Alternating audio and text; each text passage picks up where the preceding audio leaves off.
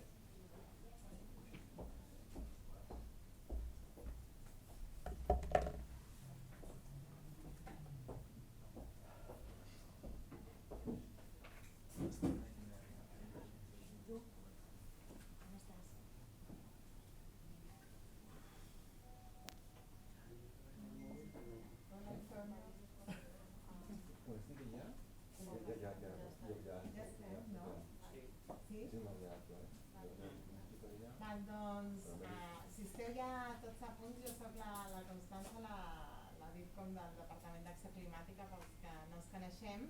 Ara li diré al director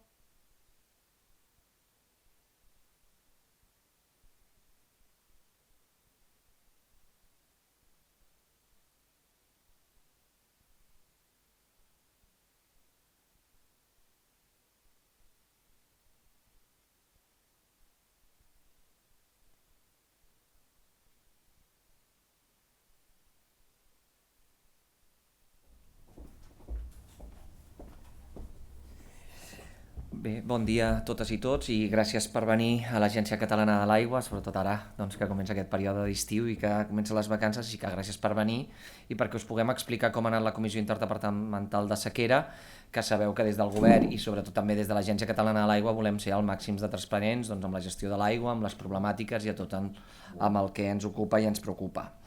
La sessió d'avui, en aquesta roda de premsa, doncs explicaré diferents apartats. Primer faré una anàlisi de les pluges d'aquests darrers mesos, també de les no pluges durant el mes de juliol, com això ha afectat a les reserves dels embassaments i dels aqüífers i la situació que es preveu i l'estat de sequera en les diferents unitats. També m'agradaria parlar d'algunes preocupacions que tenim i d'algunes notícies que rebem sobre la qualitat de l'aigua en alguns àmbits, com ha passat a Flix o l'any passat doncs, a la Mancomunitat de les Garrigues, no? Són aspectes que a l'estiu són molt importants i després doncs, altres temes secundaris però que també creiem importants d'explicar-vos.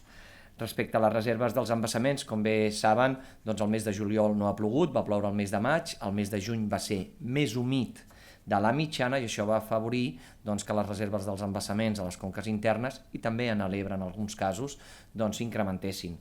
Van passar, si comparem l'1 de maig amb l'1 de juliol, teníem 40 hectòmetres més a les conques internes, no? En el sistema Ter Llobregat, més a Darnius. Van ser uns mesos positius, com deia, maig i juny, especialment juny, perquè més va ploure sobre mullat, i això va permetre doncs, que circulés molta més aigua superficial i arribés als embassaments. Ara bé, no va ploure de la mateixa manera a tota Catalunya. I al Camp de Tarragona, el Baix Ebre, podríem dir, la part de les Terres de l'Ebre i l'Empordà, van ser uns àmbits on realment les pluges no van ser significatives i això doncs, s'anota ara mateix, podríem dir, en el nivell dels aqüífers i en el nivell dels embassaments. Recordem que a principis de maig teníem els embassaments al 25%, a principis de juliol, l'última setmana de juny, estàvem amb el 30% i ara estem al 25%. Doncs ha baixat 2,5 punts. Fixeu-vos que ràpid baixa, no?, en un mes allò que vam necessitar mesos per recuperar-se. Per això a mi m'agradaria recordar que no hem d'oblidar que després de 30 mesos de sequera, perquè plogui 2 mesos no ha desaparegut aquest risc de sequera que tenim i que, com bé saben i sempre expliquem, és una marató, és una carrera de fons, hem d'anar treballant a poc i nosaltres tenim la vista posada doncs, ja a l'any vinent, no? Per garantir les necessitats a un any vista. D'aquests indicadors, com es transformen aquesta manca de pluges doncs, en l'estat de sequera? Doncs l'aqüífer Fluvià-Muga, que afecta 22 municipis, passarà a emergència, actualment està en excepcionalitat. Si recorden, va ser al març, vam declarar l'excepcionalitat en el sistema Ter-Llobregat i en l'aqüífer Fluvià-Muga, doncs aquest àmbit del Fluvià-Muga és el que passa a emergència, i això es deu doncs, que l'aqüífer està en mínims històrics, des del 2009 que no es veia en aquest nivell, i no era pas a l'època d'estiu, va ser doncs, l'any 2009, i per això, segons els indicadors, hem de declarar l'emergència. Justament hem enviat una carta als ajuntaments, als 22 ajuntaments afectats, i demà a les 11 del matí farem una reunió telemàtica per explicar què vol dir aquest canvi d'escenari, no? D'excepcionalitat a emergència, que és el que sempre fem amb els ajuntaments. Com dèiem, sempre volem ser al màxim comunicatius i donar suport al món local, i per això cada vegada que una unitat canvia d'escenari els enviem una carta i els expliquem què vol dir aquest nou escenari. Així que demà tenim reunió amb els 22 municipis de l'aqüífer Fluvià-Muga. Per una altra banda, també deia doncs, que el Camp de Tarragona ha sigut un àmbit que no ha plogut gaire, i això es nota amb les reserves dels embassaments de Siurana i Riudecanyes, que entre tots dos no arriben a un hectòmetre. Justament quan està per sota d'un hectòmetre hem de declarar l'emergència, així que també declarem l'emergència a la unitat de Riudecanyes. La unitat de Riudecanyes només afecta a 2 municipis, que són el municipi de Riudecanyes i el municipi de Duesaigües. En el cas del sistema del Siurana, que com bé saben i coneixen que en el passat doncs, hi havia transvasaments d'aigua des del Siurana a Riudecanyes, que durant aquest darrer any no hi ha hagut cap transvasament, també farem aquesta tarda una reunió amb els 4 municipis que agafen aigua del sistema del Siurana. Ara bé, com és Conca de l'Ebre, l'Agència Catalana de l'Aigua no té competències, però sí que farem una reunió amb els 4 municipis doncs, per explicar i fer algunes recomanacions que també ja tenim publicades a la web. Ahir vam fer una reunió amb els ajuntaments de Riudecanyes i de Duesaigües per parlar de l'estat d'emergència. Jo vull felicitar personalment doncs, els 2 municipis perquè les dotacions, si entreu en l'aplicatiu que tenim a la web de l'ACA, veureu que estan per sota dels 200 litres per habitant dia, és a dir, aquest límit, aquesta nova restricció la compleixen des de sempre. Són 2 municipis que ja van fent limitacions i restriccions des de fa mesos perquè coneixen molt bé la situació de l'embassament, coneixen molt bé la situació de les seves captacions, i són 2 municipis doncs, molt responsables respecte a l'ús de l'aigua, així que felicitar doncs, el govern d'aquells 2 municipis i a tots els ciutadans, ja que ahir a la reunió que vam fer vam poder comprovar doncs, totes les gestions que estan fent, és a dir, que tot i entrar en emergència, segurament els seus veïns i veïnes no notaran cap canvi perquè ja porten mesos doncs, fent la feina. També estem treballant amb ells doncs, per garantir altres fonts alternatives, sigui amb la construcció de nous pous o noves captacions.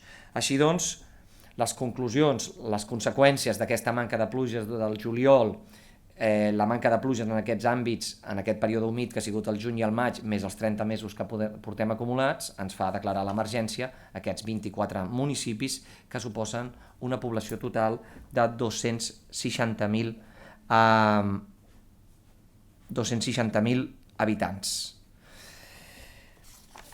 Què vol dir entrar en emergència? Doncs, com recordeu, quan vam entrar en alerta amb algunes unitats, la dotació per habitant i dia era de 250 litres, quan entrem en excepcionalitat és de 230 litres i en emergència és de 200 litres per habitant i dia. Aprofito per recordar, com sempre faig, que aquests 200 litres per habitant i dia no és a casa nostra, en el nostre comptador de casa, sinó és a la capçalera, a la captació, és a dir, també s'han d'incloure tots els usos municipals, aquelles activitats econòmiques, gimnasos, biblioteques, edificis públics, etc., dintre d'aquests 200 litres per habitant i dia. Sí que és molt important que a casa nostra doncs, tinguem aquesta reducció de consum, sempre parlem d'aquest objectiu 90, no? 90 litres per habitant i dia en aquests períodes de sequera, però que també a la resta d'activitats que fem, a les oficines, gimnasos, etc., doncs també fem un ús responsable. També suposa en l'àmbit de Riudecanyes la supressió del rec agrícola excepció de la supervivència per conreus llenyosos, amb l'autorització de l'Agència Catalana de l'Aigua. Aquesta és una prohibició que hi ha per a aquelles unitats amb embassaments. També hi ha una reducció dels consums agrícoles que no siguin de xarxa i que no siguin d'embassaments d'un 80%, una reducció del 25% dels consums d'aigua en usos industrials, la prohibició total del reg de jardins i zones verdes tant públiques com privades i només la supervivència d'arbres monumentals i que tenen un caràcter més patrimonial, és a dir, no es poden regar els arbres de qualsevol carrer perquè al final estem parlant d'una situació d'emergència on hem de garantir l'abastament municipal i per això és tan important fer aquesta bona gestió i restringir aquells usos més secundaris. Completament prohibit el reompliment total o parcial de les piscines. Ja sabem que en alerta i en excepcionalitat hi havia algunes casuístiques en què sí que es podien omplir o reomplir parcialment o totalment les piscines si havien patit obres, si eren d'usos comunitaris. També van fer alguna modificació per centres educatius amb persones especials, també pels casals juvenils, és a dir, hem anat fent modificacions, però quan entrem en emergència tot això queda prohibit. També recordar que la prohibició de netejar qualsevol vehicle al carrer, si no és en un centre, en un establiment especialitzat, tampoc es pot fer, evitar el rec amb mànigues al carrer, la neteja d'edificis, és a dir, tot això que ja tenim publicat a la web de l'ACA i que tots ja coneixeu.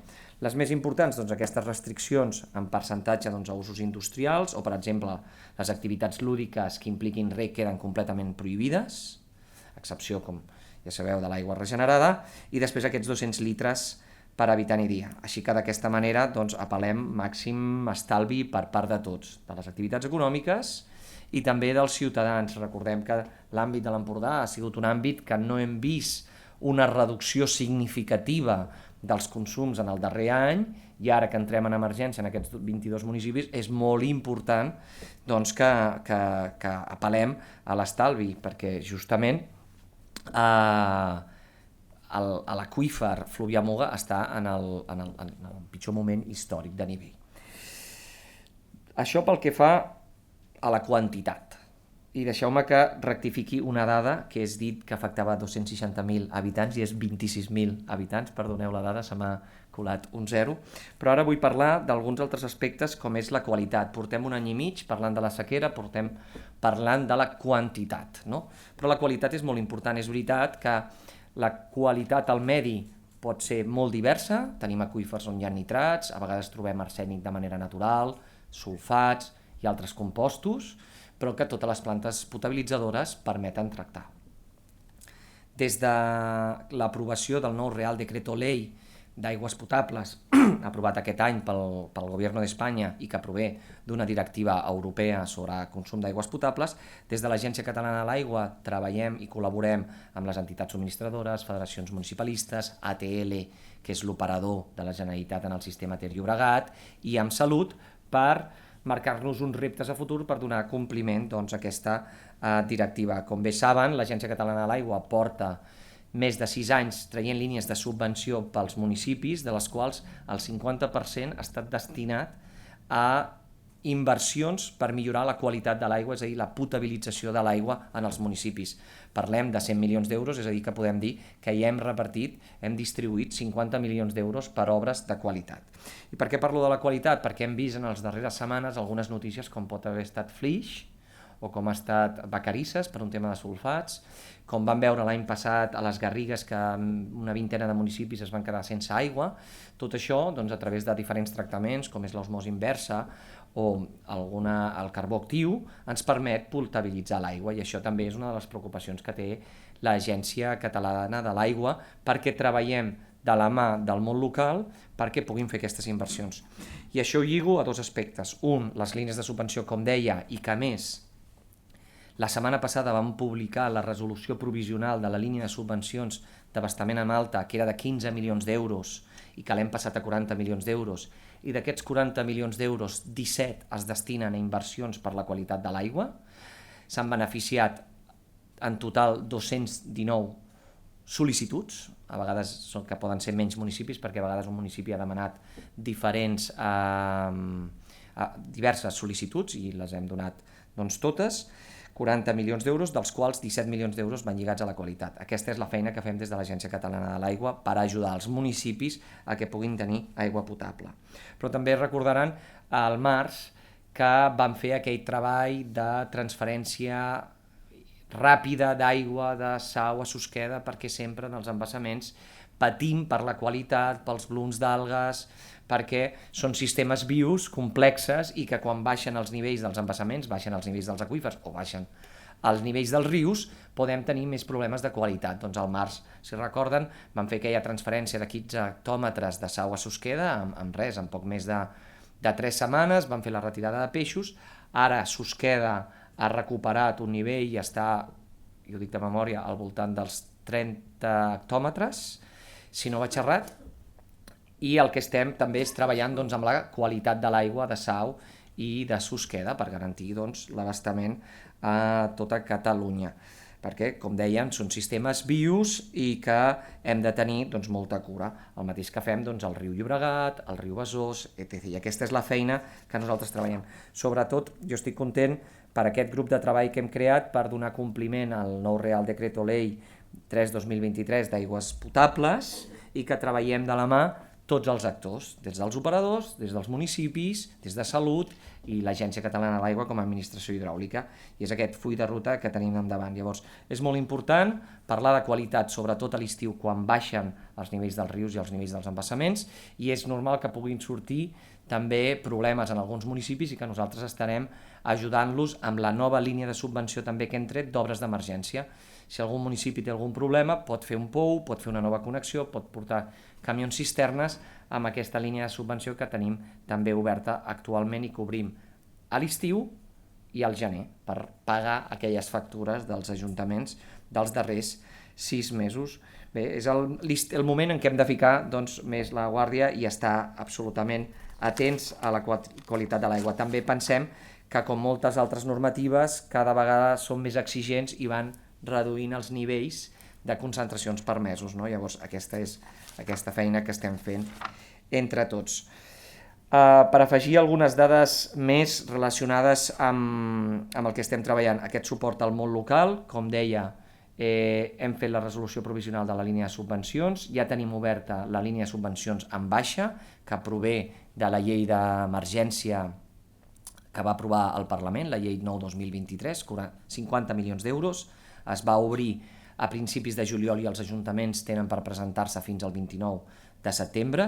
Podem dir que en l'any 2023 haurem adjudicat 100 milions d'euros en subvencions al món local per part de l'Agència Catalana de l'Aigua amb el Govern de la Generalitat, més els 100 que ja havíem atorgat en els darrers 5 anys. Vull dir que crec que la inversió per part del Govern i de l'Agència Catalana de l'Aigua ha estat molt important en els darrers anys, amb aquesta recuperació econòmica, sobretot de l'Agència Catalana de l'Aigua, i amb aquest cànon de l'aigua que és solidari, que com bé saben paguem entre tots i beneficia a tots els municipis. Justament també fa un mes resolíem la línia de subvenció d'obres d'emergència i camions cisternes de 2 milions d'euros, que en un principi la volíem fer de 800.000 euros, però la vam haver d'ampliar a 2 milions d'euros, on vam donar 82 ajuts a tota Catalunya, 21 a Lleida, 26 a Barcelona, ho dic per províncies, 21 a Tarragona i 14 a Girona. Així que no parem d'ajudar al món local. També els hem d'ajudar tècnicament, a fer POUs, a guiar-los, a fer les ordenances. Properament publicarem una ordenança tipus que inclourà un règim sancionador que ens ho han demanat molt els ajuntaments. Volen eines per poder treballar amb els ciutadans perquè compleixin amb les obligacions dels plans de sequera, però els hi faltava un document, hem preparat un document tipus que properament publicarem i que de moment també estan revisant des de la Federació i l'Associació de Municipis perquè com a entitats especialistes en el món local ens puguin donar el seu vistiplau. Altres dades que segur que són del vostre interès, a mi m'agradaria afegir que, per exemple, en el sistema Ter-Llobregat, el 76% dels municipis compleixen amb les dotacions, que ha sigut sempre un tema molt important, que suposa el 94% de la població. En realitat, en el conjunt de Catalunya, el 60% dels municipis compleixen, que representen el 90% de la població, és a dir, que anem per bon camí. Deia abans que les dotacions en l'àmbit de l'Empordà no s'han reduït. En el cas de l'aqüífer Fluvià-Muga, les dotacions han tingut un increment durant el mes de juny, per això continuem apel·lant a l'estalvi per part de tots, no només els ciutadans a casa nostra, sinó també els ciutadans quan realitzen activitats econòmiques, quan estan també de lleure i també totes les activitats econòmiques, perquè al final la situació de l'aqüífer és molt crítica i hem de garantir l'abastament a tots els municipis i els ajudarem en tot el que sigui necessari. Aprofito també per explicar, teniu tota la informació sobre l'emergència a la web de l'ACA, també, com bé saben, el 26, a finals de juny es va constituir la Taula Nacional de l'Aigua. De la Taula Nacional de l'Aigua en surten 8 comissions territorials i 8 comissions sectorials. Al web de l'ACA trobareu una pàgina especialitzada de la Taula Nacional de l'Aigua amb un formulari on s'hi poden inscriure les entitats que hi vulguin participar a les comissions sectorials. Per part de les comissions territorials, cada delegat del govern està impulsant la seva taula territorial, ja s'ha fet la de Lleida i durant el mes de setembre es faran les altres 7 comissions territorials de la Taula Nacional de l'Aigua. Tenim un calendari establert i amb l'objectiu de que l'any que ve treballem per buscar fórmules entre tots els sectors i d'una manera tranquil·la, pausada, què podem fer tots per fer unes reduccions de consum garantint les necessitats que actualment tenim, sense que hi hagin aquests problemes que hem tingut sobretot en el sector agrícola. I per part meva, dels punts més importants que hem tractat avui a la Comissió Interdepartamental de Sequera era l'estat de les reserves, les previsions i l'entrada en emergència de les dues unitats Riudecanyes i Aqüífer Fluvià-Muga i aquests altres petits aspectes que estem treballant i anem comentant amb el sector, amb els actors, que són els municipis i les operadores, i tot el suport per part del món local. Gràcies.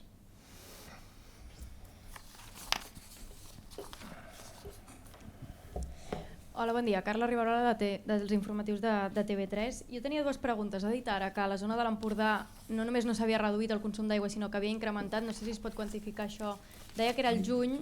No sé si suposen que si el juny va incrementar-se, ara el juliol i a l'agost, tenint en compte que és zona també de segones residències, i això no sé si encara pot haver incrementat més i si tenen aquesta xifra.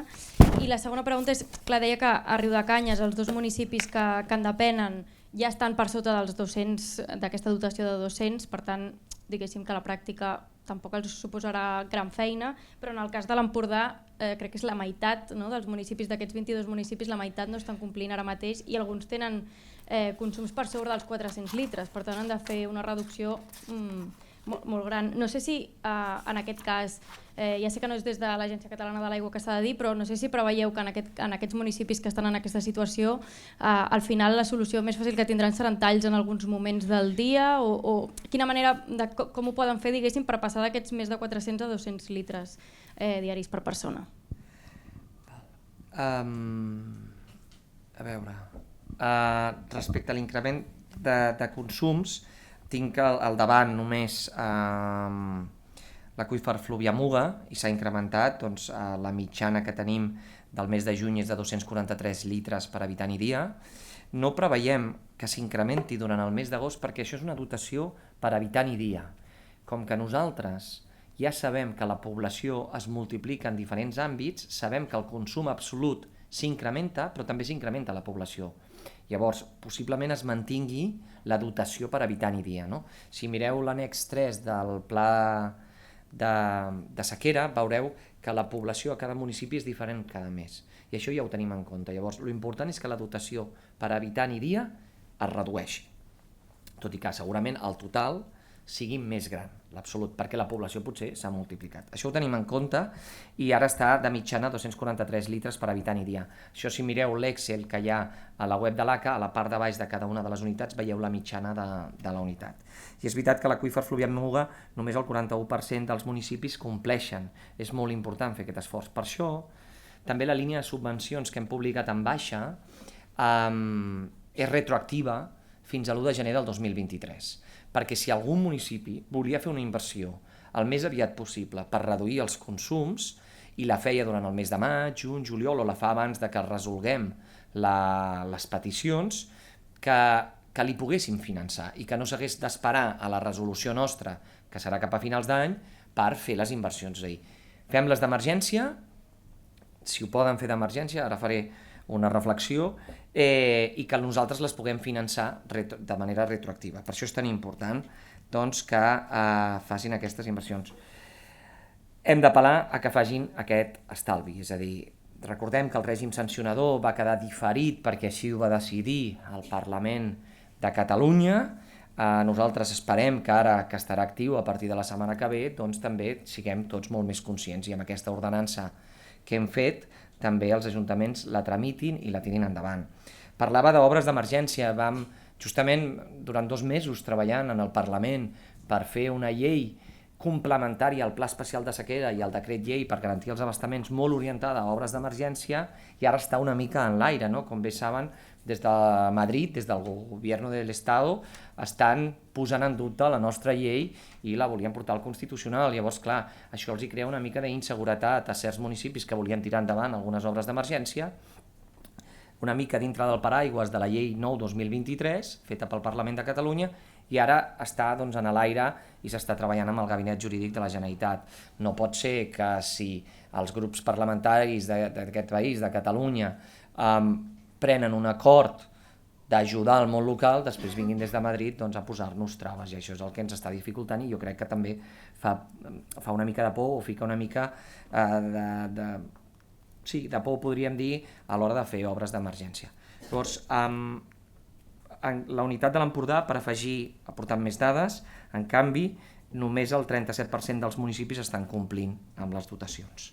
Llavors, és molt important, jo crec que tampoc cal assenyalar a tots els municipis o una unitat sencera, sinó jo crec que val mirar municipi per municipi i fer-ho a partir de les dades que publiquem a l'Agència Catalana de l'Aigua. Els talls. Una de les coses que subvencionem a la línia de subvenció és reguladores de pressió, que permetria baixar una mica la pressió de l'aigua a les canonades. Sempre dic que Aigües de Manresa ho està fent al municipi de Manresa, perquè a vegades amb menys pressió l'aigua ens arriba igual, crea menys força, menys pressió contra les canonades i podríem tenir menys fuites i a sobre els consums es baixen. En aquest cas, segur que seguiu les notícies de prop, crec que l'Ajuntament de Begur ha sancionat a certs ciutadans per uns consums elevats. Té una ordenança amb un règim sancionador pels veïns, perquè Begur és un dels municipis que té un consum més elevat. Clar, l'Ajuntament té les eines que té, està treballant, però al final el consumidor final és el ciutadà i llavors ha de tenir aquestes eines per treballar-hi. Jo crec que hem de fer un consum responsable i les reguladores de pressió o fins i tot uns aparells que fiquen a cada escomesa de cada casa que regula la pressió, surt molt menys aigua i consumim molt menys. Jo, pel que m'han explicat diferents municipis i tècnics del cicle de l'aigua, fer talls és contraproduent per 2 motius. Un, perquè buidar les canonades i després tornar-les a omplir pot suposar més trencaments i més fuites, i un altre és que hi ha molts ciutadans que llavors omplen banyeres, omplen galledes, i això fa que encara consumim més perquè potser omples una galleda i després no l'utilitzes i l'acabes tirant. Llavors, jo crec que és molt millor un consum més regulat, amb unes dotacions màximes, que no pas als talls.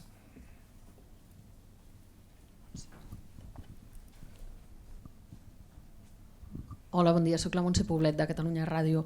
Ens podries explicar quines raons, quines causes hi ha al darrere de que a l'Empordà no hi hagi hagut una reducció del consum i que tinguin aquest percentatge de 243 litres per habitant i dia, i en comparació amb altres comarques o amb altres unitats d'explotació, en quina posició se situa?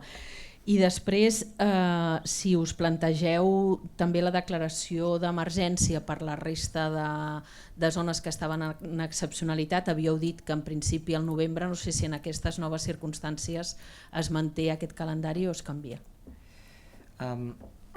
Respecte a la darrera pregunta, nosaltres declarem l'emergència quan ho indica, ho fan els indicadors, no? És a dir, si l'indicador no ha entrat en emergència no podem declarar l'emergència, a excepció de que hi hagi realment un risc d'abastament, que és el que vam fer en el sistema Ter Llobregat el mes de març, que vam declarar l'excepcionalitat, tot i que faltaven alguns hectòmetres per entrar segons l'indicador en excepcionalitat, però veiem un risc possible en l'àmbit metropolità i per això vam declarar l'excepcionalitat. Llavors, m'he oblidat de comentar doncs, que gràcies també a les pluges i a la gestió que s'està fent, l'entrada en emergència del sistema Ter Llobregat, que estava previst al principi per finals d'agost, setembre, ara s'endarrereix al finals de novembre, desembre. Això vol dir que ens ha donat uns mesos que ens permet continuar fent obres, perquè com bé sabeu i ho hem explicat a la campanya, l'aigua no cau del cel però ens toca, més enllà de mirar el cel i mirar els mapes del temps, també fer inversions, i justament estem treballant en fer potabilitzacions en el sistema del Besòs, tirant endavant les desalinitzadores, és un aspecte que no he parlat però que és molt important, i els indicadors marquen que el sistema Ter Llobregat podria entrar en emergència a finals d'any. Respecte a l'Empordà, per què tenen una dotació tan alta? No conec municipi per municipi perquè cadascun té una casuística. Sí que és veritat que hi ha àmbits que tenen piscines, que tenen zones jardinades privades, passeges per alguns pobles i encara ho veus tot verd, cosa que, per exemple, aquí a Barcelona, per on jo visc, o altres municipis de l'àmbit metropolità, veiem que la herba està seca perquè està prohibit regar. Això no ha passat en altres municipis, per això és tan important, clar, que en plena excepcionalitat alguns municipis o de mitjana tinguem un consum de 240 quan hauria de ser de 230 és preocupant, no? Llavors es deu una mica això. Respecte a les fuites, cada municipi té unes situacions peculiars. Espero que amb aquestes línies de subvenció facin les inversions i reduïm tots aquests consums.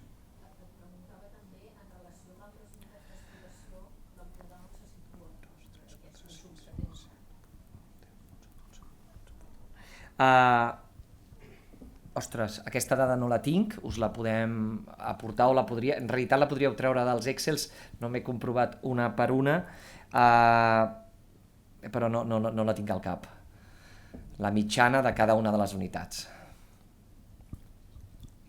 Hola, Carles Couso per la cadena SER. Jo tinc 3 preguntes, una va en relació amb el que deia la companya de TV3.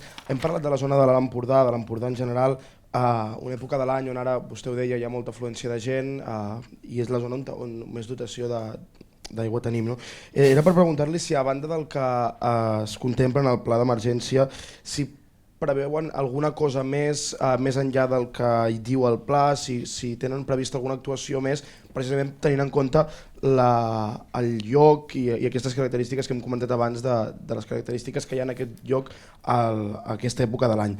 I després, 2 preguntes més. Una, si ens podia fer una valoració dels incompliments de les mesures de restricció durant aquests mesos, i després, tot i que ja sé que és en molts casos competència municipal, si també ens podia fer una valoració de les obertures d'expedients sancionadors per aquests incompliments. Gràcies.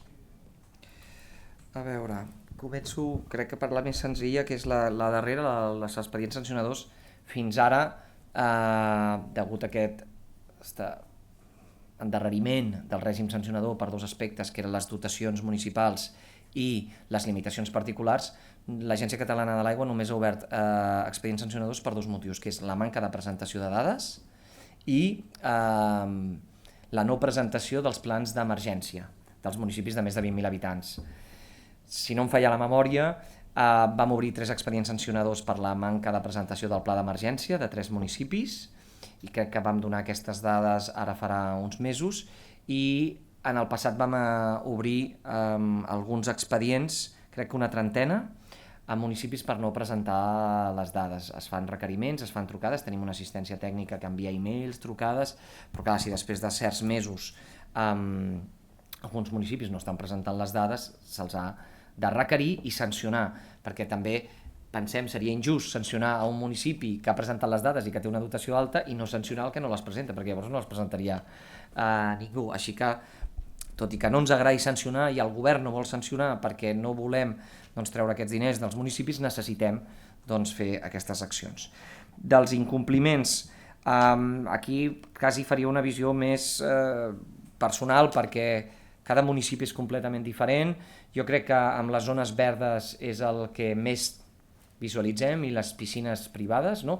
També és veritat que les piscines és molt difícil de conèixer perquè molts ciutadans i molts municipis les piscines no les buiden a l'hivern, així que no han incomplert perquè estava permès l'ompliment en alerta o parcial o total en algunes casuístiques. És a dir, que les piscines es mantenen i es reomplen durant l'any i es fa el seu manteniment. Però crec que la part de les zones verdes ha sigut justament un dels punts on hi ha més incompliments. Fins i tot l'altre dia una exalcaldessa m'escrivia, em diuen, en el meu municipi estan fent plantacions i estan regant amb el primer reg. Clar, jo no sé si és la millor opció començar a fer plantacions en zones verdes al mes de juliol i agost en plena sequera. Llavors jo crec que va molt lligat a les zones verdes. Respecte a l'Empordà i les actuacions, és competència municipal. Llavors nosaltres donem aquestes subvencions, ells les sol·liciten, recordem que les subvencions en alta les vam obrir al gener, vam rebre quasi 400 peticions, hem donat 219, hem atès 219 sol·licituds amb 40 milions d'euros, són ells que han de fer les actuacions. Sí que nosaltres podem treballar en altres aspectes més grans com és la regeneració d'aigua.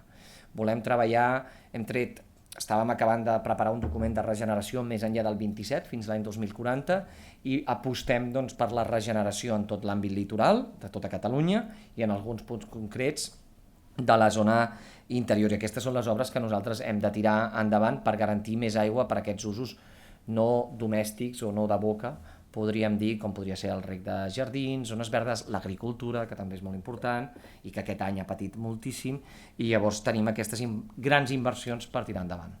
I de moment, sobretot, ajudar els municipis a connectar-se a grans xarxes, com és el Consorci Costa Brava, a través de subvenció, a fer nous pous i a fer més eficient les seves xarxes. Hola, bon dia.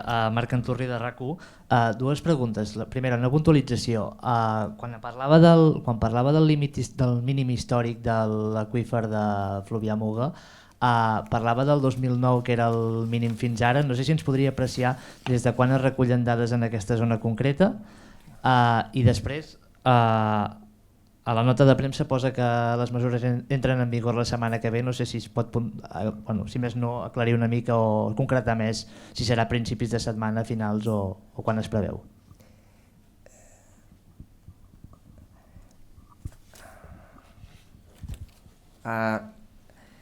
Aquesta setmana, segurament divendres, signaré la resolució, s'ha d'enviar al DOC, això vol dir que segurament no es publicarà el DOC fins al dimecres, i això vol dir que no serà vigent segurament fins al dijous, però això depèn una mica del procés. Estava buscant, però crec que em serà difícil d'accedir-hi. Normalment els històrics els tenim com a mínim de 30 anys, i en el cas de l'aqüífer Fluvià-Muga, gràcies a la tecnologia i tenim accés a totes les dades, estem en un mínim històric.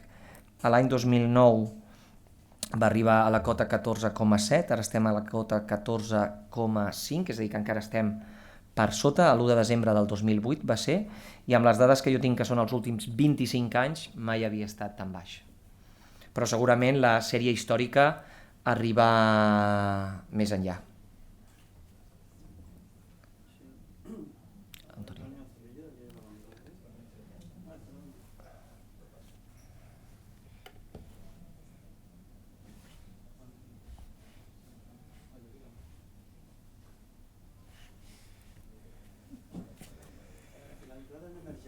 Té a la seva vegada diversos estadis, és a dir, que en quins graus ara s'han plantejat mesures de caire genèric, però si podien explicar en quina fase o quins escenaris previsibles en el futur podria entrar a l'Empordà, és a dir, a mesura que aquesta emergència s'agravés i que significa noves implicacions, perquè aquestes són de caire genèric, però aquí hi ha tres.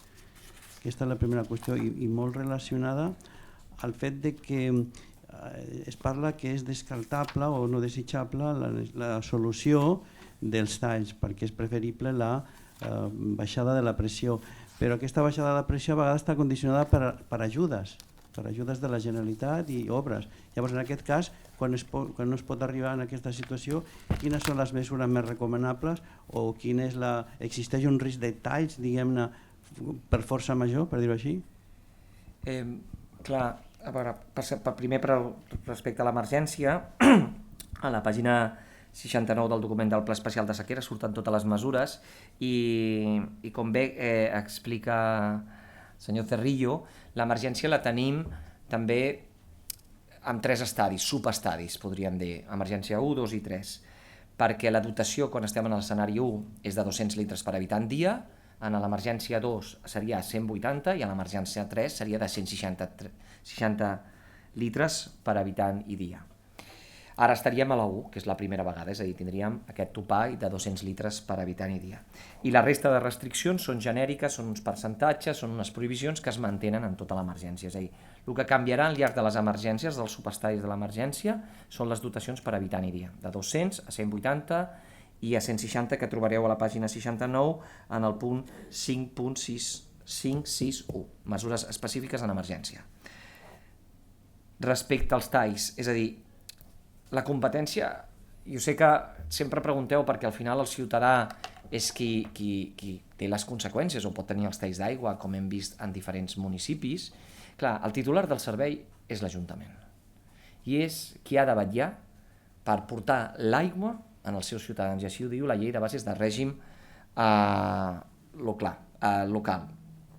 Ara bé, l'Agència Catalana de l'Aigua i el Govern de la Generalitat a través dels POS ajuden els ajuntaments a fer aquestes inversions necessàries. Però qui les ha de liderar, qui les ha de tirar endavant, només les pot fer l'Ajuntament. Nosaltres, el Govern de la Generalitat, no pot anar a obrir un carrer i arreglar una fuita.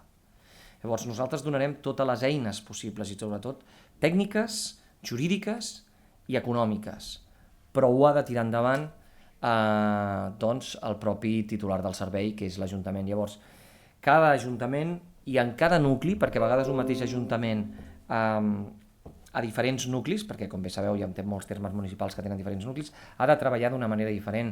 Ens podem trobar nuclis que tenen garantit l'aigua i que no hi ha cap problema, i altres que sí que tenen problema perquè depenen d'un pou. Potser la solució és fer un pou nou, potser és connectar una xarxa, potser és millorar el rendiment. Això només el propi Ajuntament i el seu equip tècnic d'aigua ho poden conèixer de primera mà. Sí, Samuel, una altra vegada jo, aquí al darrere. Dues preguntes.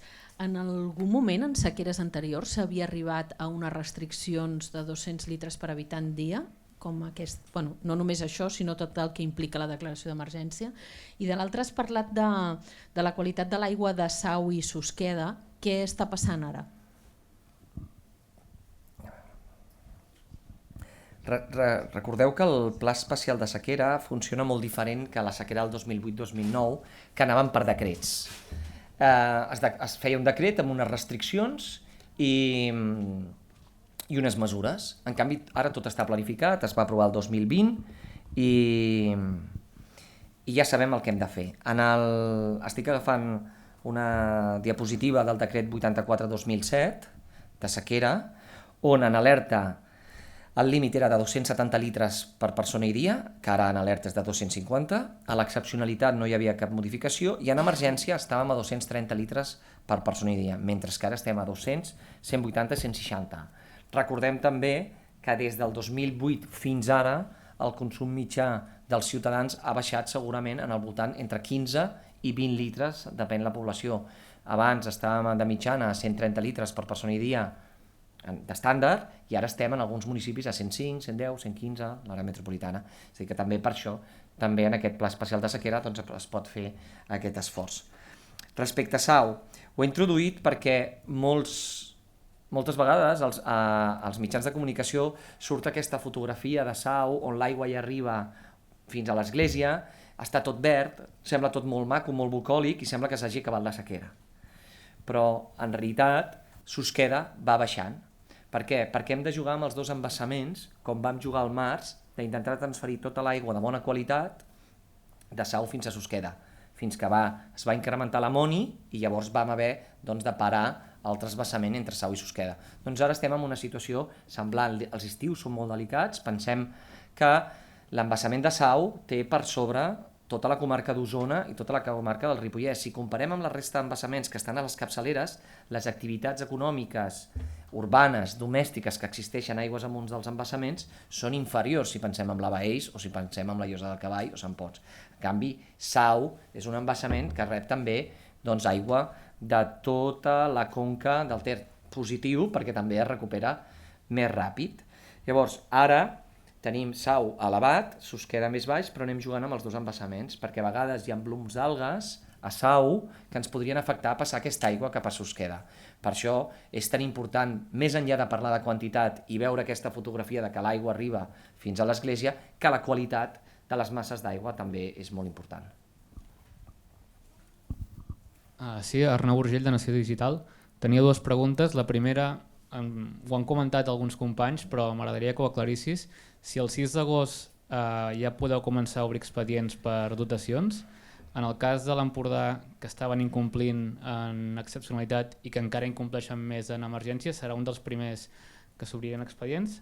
I la segona és fins a quin punt us ha fallat les previsions del juliol i a nivell pluviomètric, és a dir, que no pintava tan malament i al final està molt sec, i si això us ha fet canviar una mica la perspectiva de pensar que al llarg de la tardor es podia arribar a treure l'excepcionalitat, a tornar a posar un límit per l'emergència. Gràcies.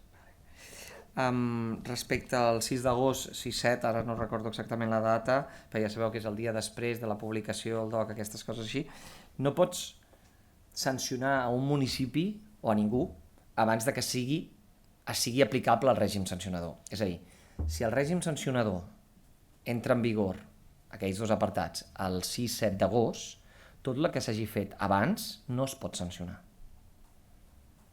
Per això la nostra preocupació com a Agència Catalana de l'Aigua de que durant l'estiu aquesta flexibilització del règim sancionador ens pogués afectar als consums. Però si un règim sancionador, ara no pensem en el de l'ACA, pensem en el Codi Penal o en alguna modificació, entra en vigor l'1 de gener del 2024, el que facis el 31 de desembre no és sancionable. No? Això és així. Llavors, els nostres interlocutors són els ajuntaments, no sancionarem a una unitat, sinó que hem de veure quins ajuntaments fan els consums més elevats, i no per càpita, sinó l'impacte en el medi, perquè podríem tenir un municipi que es passés en la dotació en pocs litres per habitant i dia, però que fos tan gran que fos l'impacte que podrien ocasionar 10 municipis. Llavors cal valorar l'impacte total en el medi per part d'aquell municipi, que és el subjecte passiu al qual se li pot aplicar el règim sancionador. Llavors, fins al setembre no analitzarem les dades de l'agost, començarem a treballar-les i, com sempre hem dit, no volem sancionar, volem simplement que els ajuntaments facin els deures, que tots fem els deures i que consumim menys aigua en benefici de tots, que és per tenir més aigua en el futur, per si no plou o per si triguem més en fer les inversions. Respecte al juliol, bé, gràcies a les pluges del juny i del maig hem endarrerit l'emergència fins al desembre, com deia, finals de novembre, desembre. Al juliol ens deien que seria més humit de la mitjana, però clar, quan la mitjana és 0 o 0,1 és fàcil que qualsevol cosa sigui més humida. S'ha complert? No, és veritat, però tampoc és veritat que al final al juliol no esperàvem gaires pluges. Però sí que és veritat que a l'agost, moltes vegades, com deia al principi, o deia avui al Comitè Interdepartamental de Sequera, acostuma a ploure a les tardes, al Ripollès, al Berguedà, no sé si algú de vosaltres és de per allà dalt, però acostuma a ploure. L'any passat va ploure, l'exconsellera Jordà es deia i sempre em preguntava, plou cada dia per Ripoll, baixa aigua, no? Doncs una mica el que passa, que això també ajuda a mantenir els embassaments si el cabal és òptim.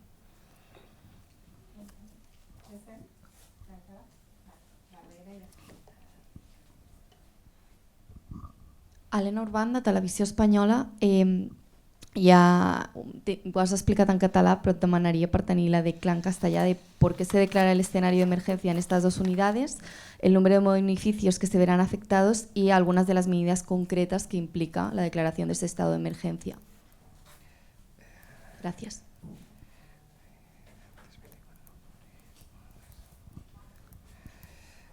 Vale.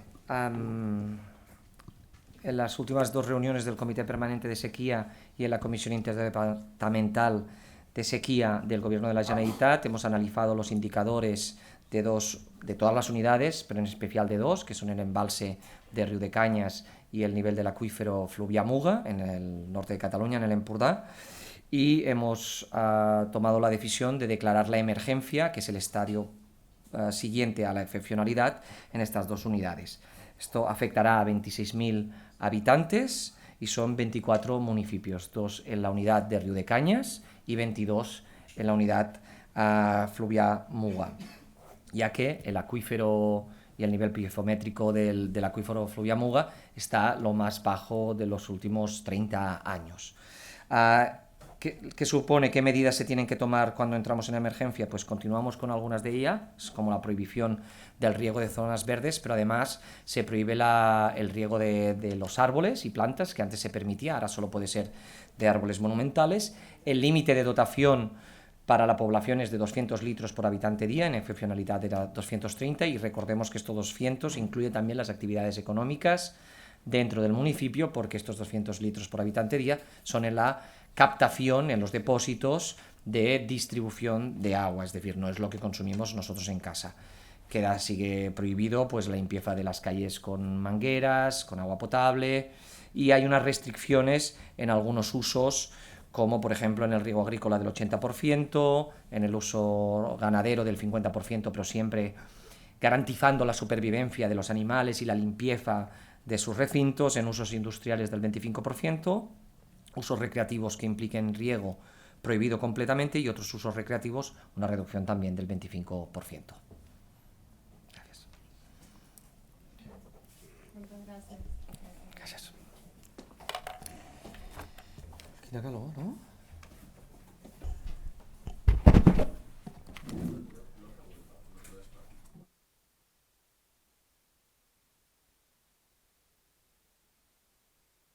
És un indicador de metres. Són metres sobre, en aquest cas, sobre el nivell del mar. Està clar, el pla de sequera parla només de percentatges de reserves. El famós 16% aquest d'embassaments per declarar l'emergència. Pel sistema Ter Llobregat, perquè aquí englobem situacions, però cal treballar cada unitat per particular. Cada unitat té el seu indicador.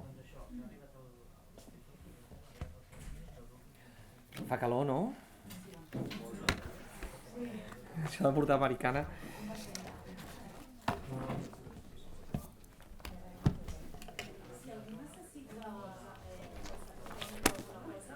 Sí. I